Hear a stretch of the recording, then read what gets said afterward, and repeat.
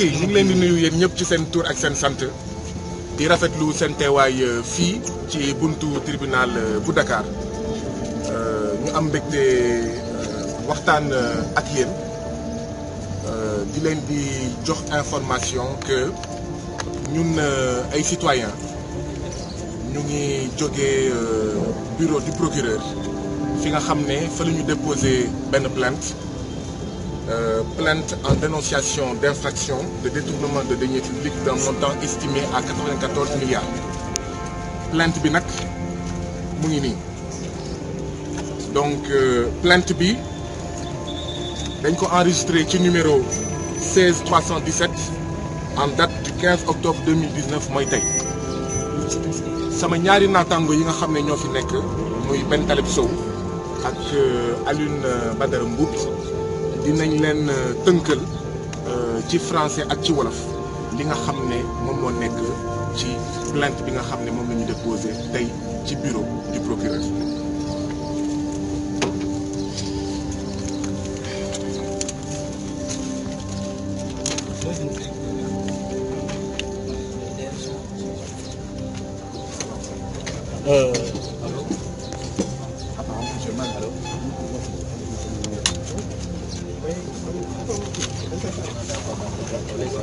Mesdames et messieurs, Ben Taleb Sow.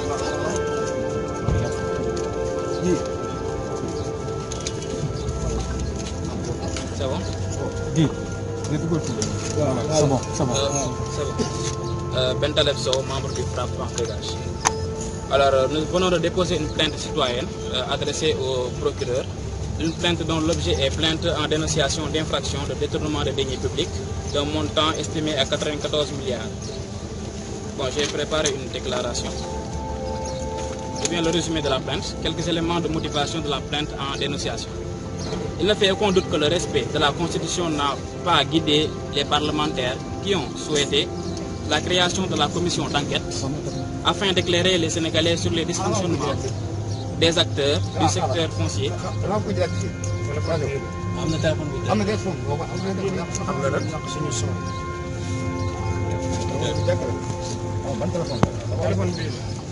Je reprends.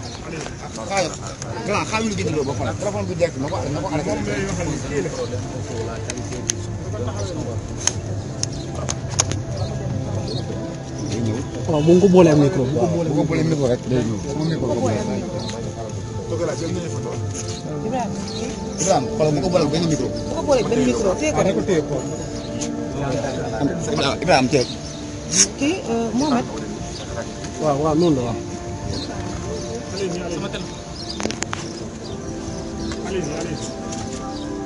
Mesdames et messieurs, Ben Taleb Sow, membre du FRAPP France Dégage. Aujourd'hui, 15 octobre 2019, nous, citoyens sénégalais, avons déposé une plainte en dénonciation d'infraction de détournement de deniers publics d'un montant estimé à 94 milliards. Un résumé de la plainte. Il ne fait aucun doute que le respect de la Constitution n'a pas guidé les parlementaires qui ont souhaité la création de la commission d'enquête afin d'éclairer les Sénégalais sur des dysfonctionnements des acteurs du secteur foncier dans le respect de la séparation des pouvoirs et donc des procédures judiciaires, ainsi que du respect de la légalité, principe de valeur constitutionnelle. Une technique illégale de captation des plus-values par Tahirou Sarr. Le détournement des titres expropriés est révélateur de la fraude, né d'une stratégie de contournement d'une règle générale interdisant l'intermédiation en l'espèce largement violée et des mécanismes juridiques contribuant à la privée des faits. M. Tahirou Sarr affirme avoir déboursé plus de 3 milliards de francs CFA pour acquérir la dite créance à travers une technique de captation des plus-values, laquelle conduit au détournement des deniers publics. Au regard de ces faits probants, il ne fait aucun doute que M. Tahirou Sarr a explicitement et illégalement posé un acte d'intermédiation entre l'État du Sénégal et les héritiers, lui conférant de fait la qualité d'intermédiaire d'une part et d'autre part d'en tirer profit à une plus-value de 91 milliards sur la base d'une rémunération, car en tant que cessionnaire,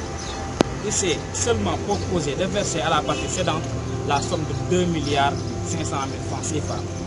En l'espèce, le détournement de procédure est principalement imputable à M. Mamour Diallo sur la base d'une lecture détournée des dispositions législatives relatives à la gestion et à la cession des biens constitués d'utilité publique. La responsabilité est établie de Mamadou Mamour Diallo. Dans sa stratégie d'absoudre Mamadou Mamour Diallo, l'Assemblée nationale a apprécié politiquement et de façon partisane les faits de la cause en précisant que les faits reprochés à Mamadou Mamour Diallo et ses présumés complices relèvent de l'acharnement politique. Toutefois, la Commission a reconnu l'existence des 94 milliards. Aussi, dans ces contradictions, elle reconnaît sa responsabilité pénale, la responsabilité pénale de Mamour Diallo à travers des manquements graves à ses obligations. Les actes d'acquiescement qu'il a signés et reconnus relèvent du faux et permettent l'application des articles 152 à 155 du Code pénal. La Commission a tenté de l'absoudre en parlant de façon scandaleuse de compétences liées, ce qui constitue un désastre car un fonctionnaire ne peut signer aveuglément. La séparation des systèmes d'expertise parlementaire et judiciaire. On peut être blanchi par l'Assemblée nationale, politique et partisane, mais condamné par la justice. La commission d'enquête parlementaire n'est ni une juridiction, ni une autorité administrative. Une enquête parlementaire ne saurait anéantir les procédures judiciaires. L'objet d'une commission d'enquête est de recueillir des éléments d'information. On ne peut aller au-delà ni faire plus large. Il ne revient à la commission de condamner ni d'absoudre. Par conséquent, elle ne pouvait que demander à entendre des personnes sur l'affaire 94 milliards en les invitant par une lettre à venir répondre à une audition comme elle l'a fait pour toutes les personnes entendues. La procédure à cet effet est relativement simple. Le président de la commission, le rapporteur, les députés posent leurs questions et les personnes auditionnées répondent. Sur quoi? Sur l'organisation du fonctionnement des services des domaines, sur la nature des fonctions de l'ex-directeur des domaines, sur la connaissance des faits qui lui auraient été reprochés, sur les accusations dont il ferait l'objet, sur les raisons de telles accusations, sur les éléments de droit, de fait en cause, etc. Donc la dénonciation contribue au déclenchement des poursuites, à l'arrestation des auteurs ou complices de la même infraction. En conséquence, nous avons porté à l'endroit du procureur cette plainte en dénonciation sur l'affaire des 94 milliards pour que nous, tous citoyens sénégalais, soyons éclairés et pour que les auteurs de ces infractions-là et les complices soient traduits à la justice.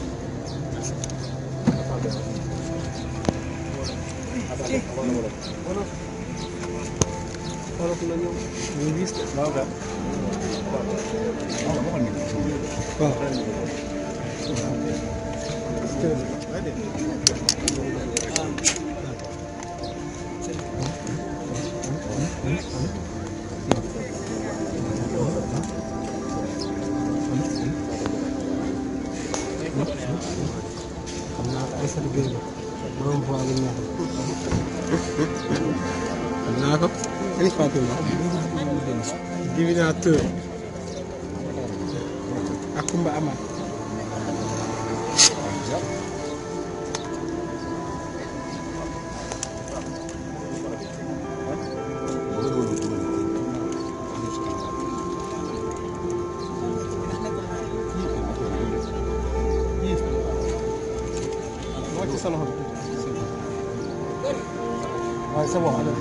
Salaamaaleykum mbokki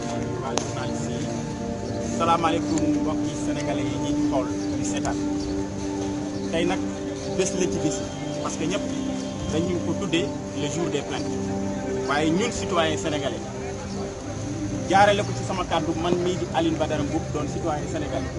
à travers ay citoyens yu bëree dañoo ñëw tey ci tribunal bi fii pour porter plainte. tey ci suba ba fi ñuy wax ak yéen am na ñoo xam ne ñu ngi ñuy woo pour que ñu envoyé ay carte d'identité pour bokk ci plainte boobu loolu nag dafa wane rek que ni citoyen sénégalais yi nga xam ni ñi nga xam ne ñoo ñu jiite dafa am loo xam ni moom la ñu tegal maanaam ñenn ñi dañuy jàpp ni dañoo war a daw bàyyi fi réew mi ci seen i njuuj njaaj ñi ci des jàpp ni dañoo war a ni yàcc ni yasar waaye ñun dañoo jàpp ni dañoo war a taxaw tem pour que loolu nga xam ni moom la ñuy tuddee rangoo ñu baadoole di cimetière buur mu jige fi moo tax depuis ñu gis régime yi fi jaar yëpp dañuy salfaañe suñuy droit dañu ñuy jox ndox mu bon dañu ñuy jox carburant yu bon waaye également fi mu toll dañoo jaay suñu pétrole jaay suñu gaz léegi nag suuf suñu dëkk dañu jël di ko commencé lem di ko def seddoo bukki moo tax ñun tey ñu ñëw constitué wu en collectif citoyen pour porter plainte au niveau du procureur de la République loolu nag bu amee dafa am seetlu bu ñu def xool ni assemblée nationale bi nga xam ni moom constitution daf ko dooleel mu war ñoo taxawal dafa lajj ci saytu 94 milliards yooyu ñuy dégg ndaxte assemblée boobu dafa wan ni moom dafa am péete te péete boobu mu am péete parti politique la péete askanu politique la ñun nag ñu jàpp ni citoyen sénégalais war na mën a fajal boppam ci loolu dañu gis ci mbirum 94 milliards yi rapport bi nga xam ni moom la assemblée nationale génne mu am ay tuuma yoo xam ni daf ko gën a renforcer gën a aussi renforcer suñu taxawaay bu ñu xoolee ki mel ni Tahirou Sarr moom mi nga xam ni intermédiaire dong la mu am ñaar fukk ak ñett ci ay jirim famille Ndoye ñu topp ci plus de 17 ans di wër pour que ñu delloo leen seen suuf moom Tahirou Sarr ci benn at jël na nekk intermédiaire yor xaalis nekk ci diggante état ak famille boobu te li ci gën a doy waar moom ci benn nit dina ci gagné 91 milliards famille yooyu di ci gagné 2 milliards 500 Tahirou Sarr moom moo avoué loolu ministre Amadou Ba ancien ministre des finances taxaw assemblée nationale dëggal ko assemblée nationale aussi wan nañu am na ay acte d'acquiescement yoo xam ni Mamour Diallo moo ko signé loolu nag dafa wane que ni ay Samba Boy yu mel ni Tahirou Sarr ay Samba Boy yu mel ni Mamour Diallo dañu fee toog jàpp askan bi seen rangooñ mooy siim seen cere maanaam rangooñu famille Ndoye mooy siim cere yi Mamour Diallo mooy siim cere yi Tahirou Sarr loolu nag dañu bëgg mu dakk gi nag mi ngi commencé ñu jël suñu plainte déposer ko au niveau du tribunal ici et aussi au niveau du procureur de la République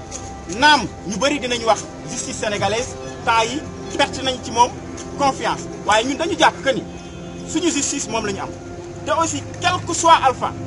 fii ba 100 ans ñun duñu jóge ci suñu taxawaay que ni lumière dina am ci dossier bii ndaxte ñaata famille Ndoye ñoo nekk ci Sénégal ñaata famille Ndoye la ñu exproprié peut-être nag bii mooy jël bi nga xam ni dafa toj lenn nag am na assemblée politique boobu nga xam ni jéem naa ragg ki nga xam ni mooy Mamour Diallo ni moom deful dara maanaam am na keneen ku nekk domaine koo xam ni Mamour Diallo moo ko seefoon kooku moo laale ci mbir mi waaye xanaa dañoo fàtte Khalifa Sall bi Khalifa Sall bi ñu ko jàppee fii dañu ni Khalifa Sall du moo doon exécuter dépense yooyu mais nag responsabilité ba nga xam ni moom lañ ko imputé woon moo tax tey ñu dindi ko mairie Dakar moo tax mu perte mandat député ñu tëj ko ci kaso ci ay kasaw donc tey ñooñu ñoo taxawaat suñu kanam tey di ñu gëmloo ko ni Mamour Diallo mi nga xam ni moom moo permettre Tahirou Sarr jox ko ay créances yoo xam ne dina mën a fayeeku ci état Sénégal 91 milliards yoo xam ne tey fi ñuy wax ak yéen suñu hôpitaux yi ñu ngi sooxe suñu jàngukaay yi 6000 et quelques abris provisoires tey jàngalekat yi ñi ngi taxaw bëgg ñu leen di fay seeni rappel ñi nga xam ne ñooy ay citoyens doon ay jeunes amuñu emploi ñenn ñi sax am na yenn société yoo xam ne dañu leen a dàq tey nag waruñu mën a taxaw ñun citoyens sénégalais am benn groupe de bandits boo xam ne dañuy jàpp ci suñu suuf di ko caxat-caxatee moo tax bi ñu porté plainte dañu viser ay délits yoo xam ni tey tegu na ci ndodd ki nga xam ni moom mooy Mamour Diallo ak ki nga xam ni moom mooy Tahirou Sarr. Premier délit bi nga xam ni moom la ñu viser ñu sukkandiku ci article 130 du code de procédure pénale ñu tuddee ko délit de faux en écriture publique sukkandiku ci code pénal. Deuxième délit bi ñu sukkandiku aussi ci article 152 du code pénal ñu tuddee ko délit de détournement des deniers publics. ñetteelu délit bi nga xam ni article 153 moo koy punir ñu tuddee ko délit d'escroquerie portant sur les deniers publics. lii nag dafa war a mën a tax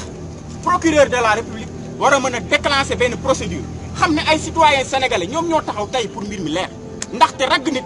taxul mu set.